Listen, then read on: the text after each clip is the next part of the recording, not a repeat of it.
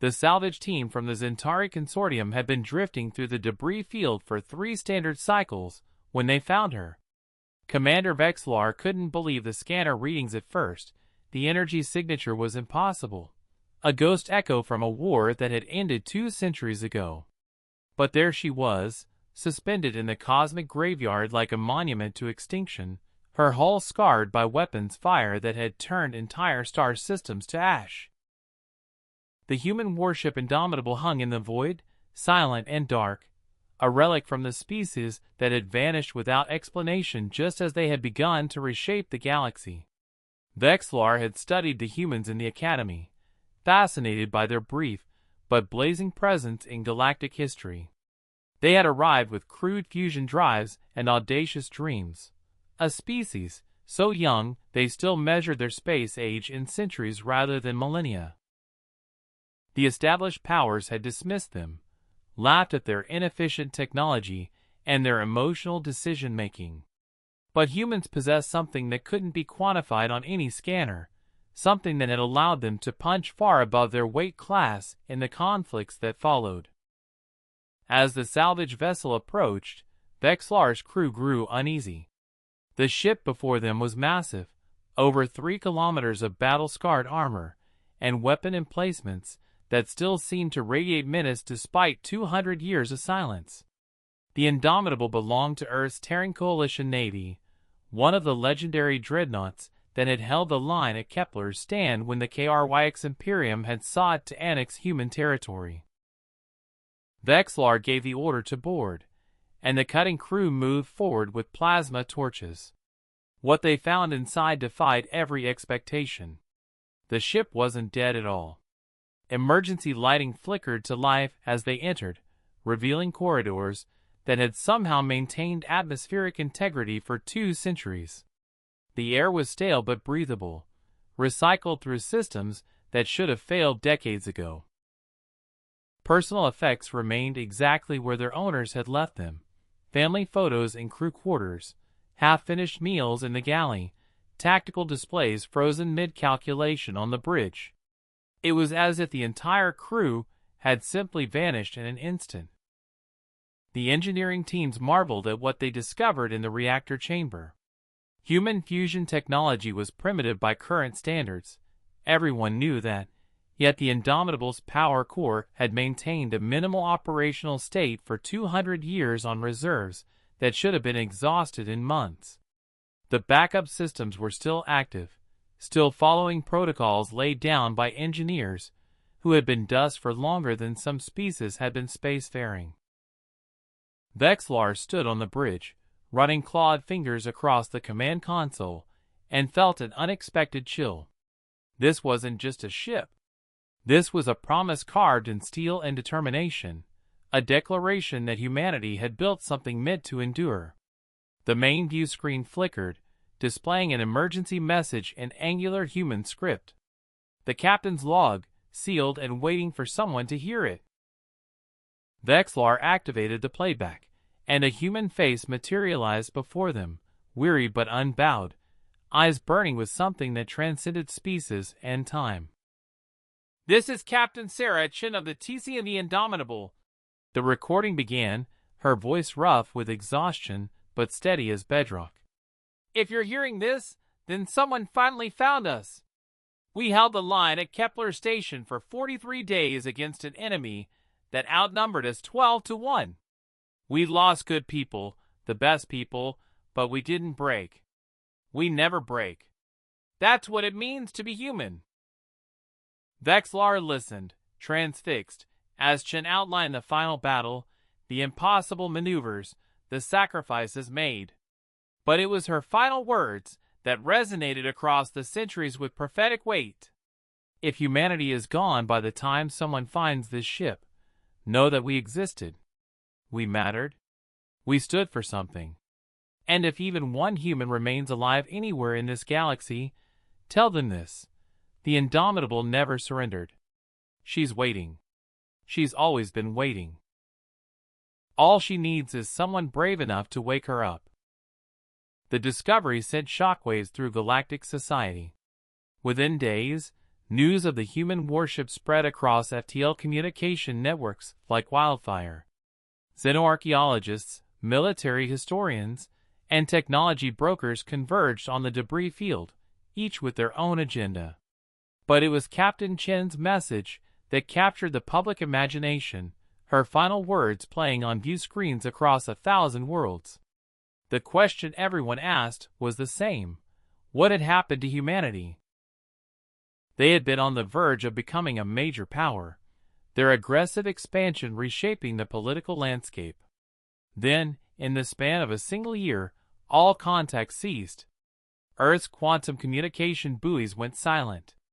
Colony worlds stopped responding. Human ships simply vanished. Investigation teams found settlements abandoned, cities intact but empty, as if the entire species had been called away to some urgent appointment. No bodies, no battle damage, no explanation.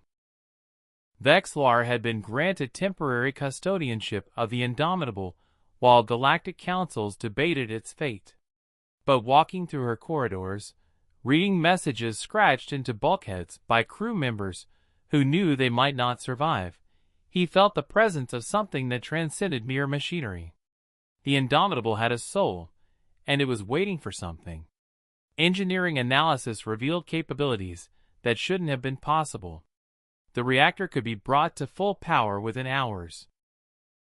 The weapon systems, though primitive, had been designed with modularity that allowed rapid field upgrades. The ship's artificial intelligence had maintained ship integrity through catastrophic system failures, learning and adapting over 200 years of solitude, waiting for its crew to return. Then came the transmission that changed everything. It arrived via encrypted quantum channel, using protocols that only one species had ever used. The message was brief, coordinates, and a single word in human language: Phoenix. The translation was immediate, a reference to the mythological bird that rose from its own ashes. The coordinates pointed to a system beyond explored regions, in a sector marked as interdicted space due to anomalous readings that scrambled sensors and drove navigation computers into error states. The barrier had existed for exactly 200 years, appearing precisely when humanity vanished. The message could only mean one thing: humanity wasn't extinct. They were trapped, sealed behind whatever phenomenon created that barrier, and they were still alive, still fighting, still refusing to surrender. The Indomitable's artificial intelligence activated without prompting, displays lighting up with tactical overlays and trajectory calculations. The ship knew where it needed to go. Vexlar made a decision that would define his existence. He broadcast an open message across all channels. I am Commander Vexlar, current custodian of the Terran Coalition naval vessel Indomitable. We have received a transmission from beyond the interdicted zone using human protocols. The message is a call for help. Captain Chen's final words instructed us to tell any remaining humans that their ship is waiting. I believe those humans have been found. I am requesting volunteers from any species willing to risk everything to answer humanity's call. We are going to wake the Indomitable. We are going to crew her. And we are going to bring humanity home. The response was overwhelming. Pilots, engineers, tactical specialists, medical personnel came from every corner of known space. Some came for adventure, others for historical significance, still others driven by the same pull that Vexlar felt standing on a bridge that had waited 2 centuries for this moment. They were a motley crew, a dozen species attempting to operate a warship designed for humans. The training was brutal. Human systems were designed for human physiology, controls optimized for their specific range of motion. The ship's AI helped, adapting interfaces and creating custom workstations, but there was no replacing the fundamental truth that they were operating a weapon built by warriors from a vanished civilization. They studied personal logs left by the original crew, learning not just how to operate systems, but understanding the philosophy behind human naval doctrine. Humans didn't build ships to be efficient.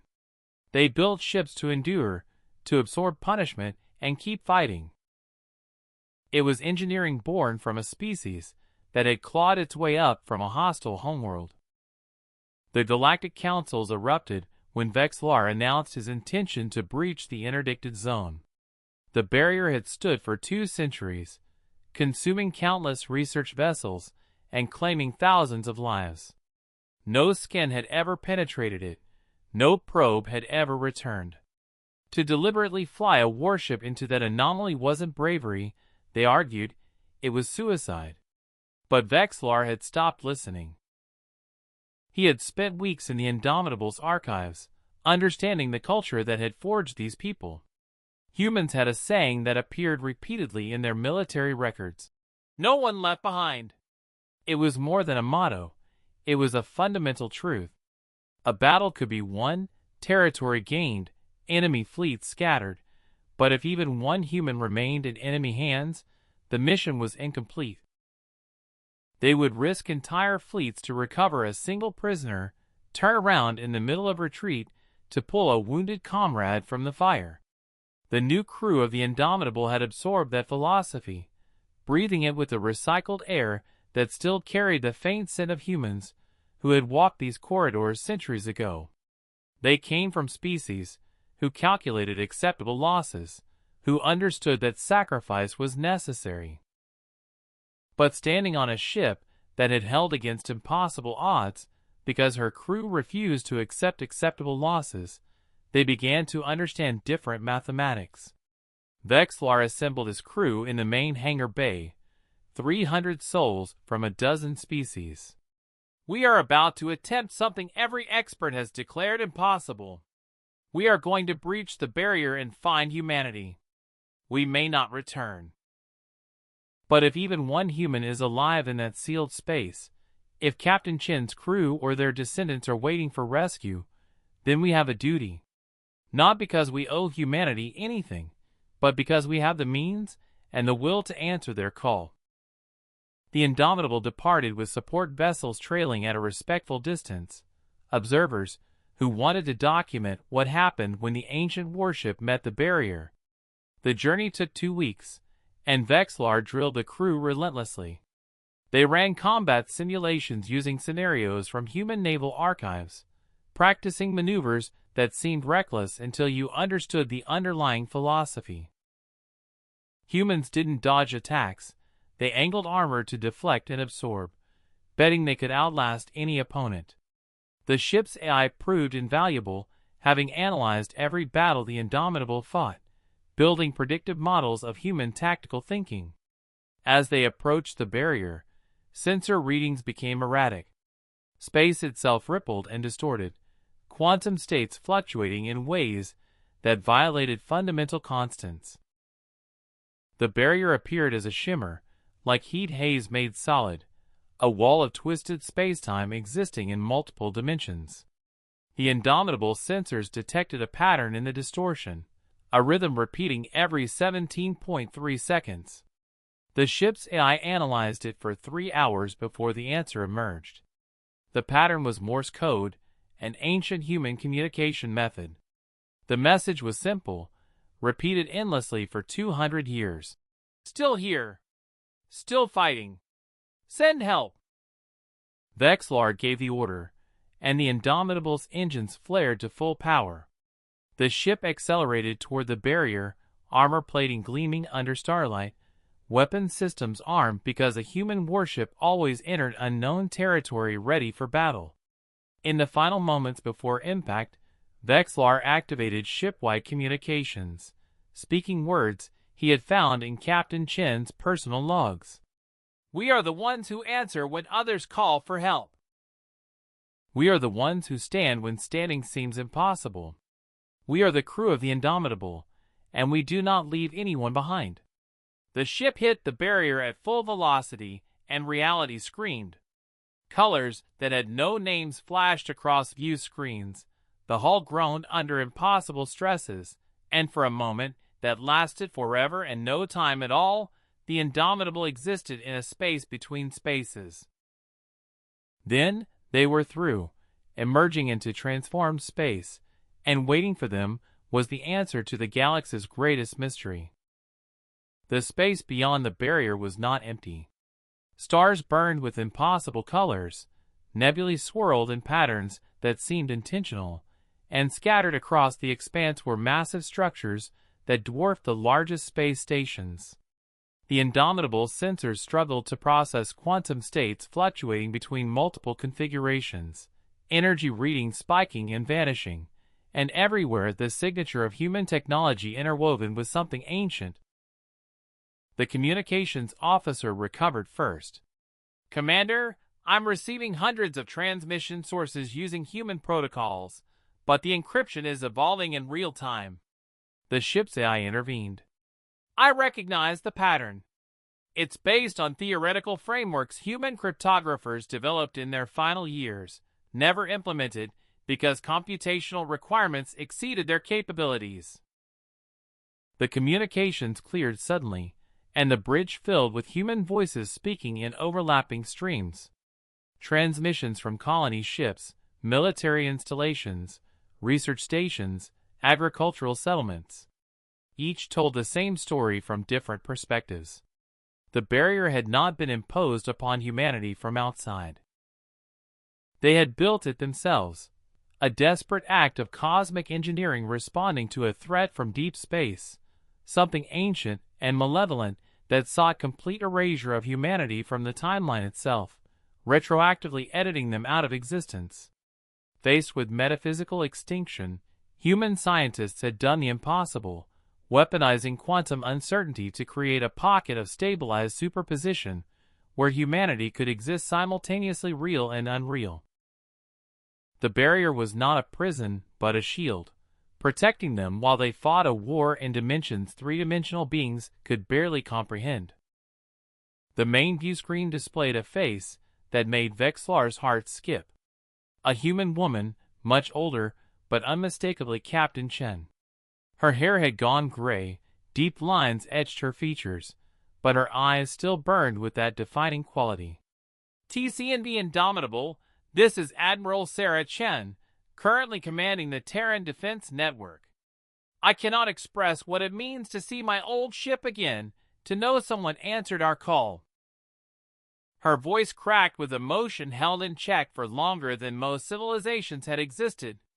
200 years we've held this line, fighting an enemy that exists partially outside conventional spacetime. We've lost so much, but we never surrendered. Because surrender doesn't mean defeat, it means never having existed at all.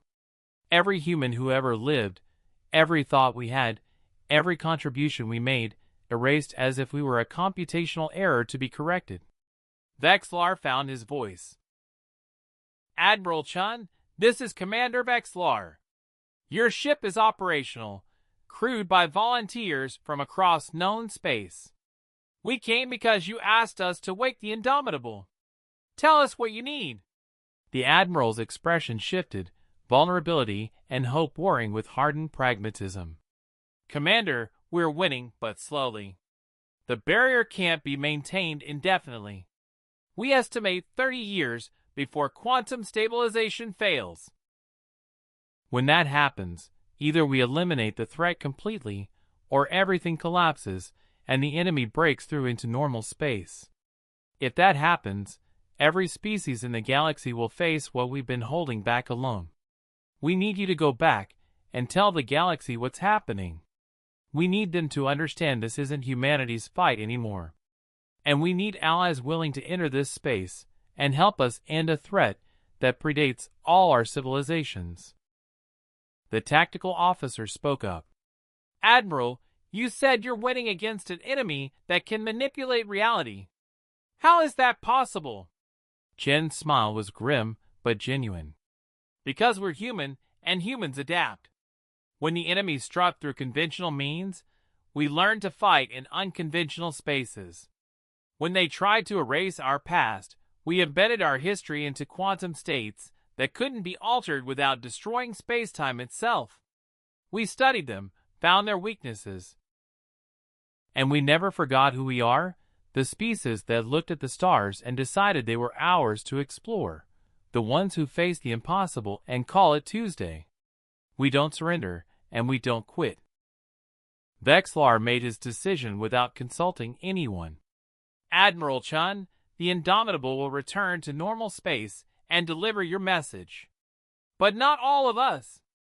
I'm requesting permission to transfer part of my crew to your command, volunteers who wish to join the fight here. You've been alone for 2 centuries. You shouldn't face one more day without knowing the galaxy stands with you. The Admiral's composure finally cracked, tears streaming down her face. Permission granted, Commander. Thank you for believing we were worth finding. Thank you for waking our old girl and bringing her home. Thank you for reminding us we're not alone anymore. Nearly half the crew chose to remain, drawn by the pull that had brought them aboard. They weren't going to miss being part of something that mattered. The journey back carried data cores filled with evidence, testimony from Admiral Chun, tactical analysis, specifications for quantum stabilization technology. As they approached the barrier from inside, Admiral Chen's voice came through on a private channel. Commander, I know what you'll face when you return. The councils won't want to believe you. They'll demand impossible proof, debate while time runs out. Don't let them discourage you.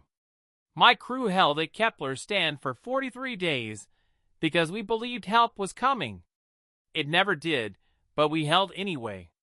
You're going to hold too, in a different way. Stand before the powers that be and tell them a truth they don't want to hear. It's going to be hard. Do it anyway.